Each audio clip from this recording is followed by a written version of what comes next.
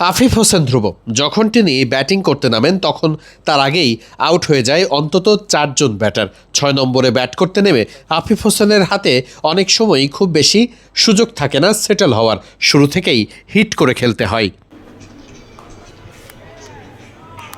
আফিফের 4 ছক্কা মারার সক্ষমতা নিয়ে প্রশ্ন নেই, কিন্তু আফিফের আক্ষেপটা বরাবরই, সবসময়ই টপ অর্ডারে কিংবা একটু ওপরের দিকেই ব্যাটিং করতে চান আফিফ। একটু সময় নিয়ে সেটেল হয়ে বড় ইনিংস খেলাতেই তার সবথেকে বেশি কমফোর্ট জোন, কিন্তু জাতীয় দলে কখনোই সেই সুযোগটা মেলে না। প্রেস কনফারেন্সে কোচের কাছেও তোলা হয়েছে সেই একই প্রশ্ন।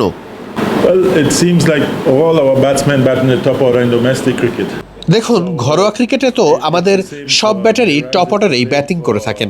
মাহিদুল অঙ্কন কিংবা মিরাজ সবাই ঘরোয়া ক্রিকেটের টপ অর্ডারেই ব্যাট করে। And so far guys have been trying very hard to adapt. কিন্তু জাতীয় দলে এলেই তাদের কিন্তু ব্যাটিং অর্ডারে নিজের জায়গাতে ফিট হতে হয়, এটাই নিয়ম। আন্তর্জাতিক ক্রিকেটটা এভাবেই চলে। এর আগে খুব একটা অফ ফর্মে না থাকলেও চান্দিকা হাথুরা সিংহের সময়ে দল থেকে বাদ পড়তে হয়েছিল এই ব্যাটিং অর্ডারের সমস্যার কারণেই। তবে কি জাতীয় দলের চাহিদা মতো পজিশনেই নিজেকে পরিণত করা উচিত ঘরোয়া ক্রিকেটে?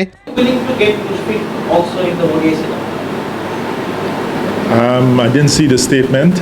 সাম্প্রতিক সময়ে মেহেদী হাসান মিরাজের একটা উক্তি নিয়ে প্রশ্ন আছে কোচের কাছে। মুশফিকুর রহিমকে ওয়ানডে ফরম্যাটে ফেরানোর ব্যাপারে কোচকে প্রশ্ন করা হলে কোচ প্রথমে বলেন মিরাজের এমন কোনো কথা তিনি শোনেননি কিংবা জানেন না।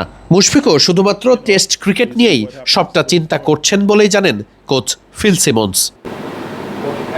দল নির্বাচনের সময় প্রধান নির্বাচক বলেছেন দলের প্রয়োজনেই লিটন দাস নিজের পজিশন বদলে মিডল অর্ডারে ব্যাটিং করছেন। টপ অর্ডারেই ভালো ব্যাটিং করার অভিজ্ঞতা আছে লিটন দাসের। প্রধান কোচের এক্ষেত্রে কি মন্তব্য? তবে কি লিটনের ব্যাটিং পজিশন আবারও আসছে ওপেনিং পজিশনে? I don't know. We haven't gone into the final 11 yet. এ ব্যাপারে সরাসরি উত্তর না দিয়ে কোচের উত্তর খুব কৌশলী। যদিও আরেকটি প্রশ্নের উত্তরে তিনি জানিয়েছেন ওপেনিংয়ের স্লটটা মোটামুটি সেটেলই করে ফেলেছে বাংলাদেশ টিম ম্যানেজমেন্ট। বাংলাদেশে আসা নিউজিল্যান্ড দলের শক্তিমত্তা নিয়েও প্রশ্ন আছে। তারা কি দ্বিতীয় সারির দল পাঠিয়েছে বাংলাদেশে? এমন প্রশ্নের উত্তরে কোচের কথা, second best team. I think any team that comes out any country is their best team, especially somebody like New Zealand where you keep seeing guys coming through. সবসময় নিউজিল্যান্ড দলে নতুন যে ক্রিকেটারদের দেখা হয় তারাও ঘরোয়া ক্রিকেটে শত শত ম্যাচের অভিজ্ঞতা নিয়ে আসে। তাই নিউজিল্যান্ডের যে কোনো দলকেই খুব একটা ছোট করে দেখার পক্ষে নয় coach Phil Simmons. But they're well-seasoned players who played a lot of cricket in their lifetime. So don't worry about that thing about second team. And no, it doesn't happen. It doesn't work like that at international level.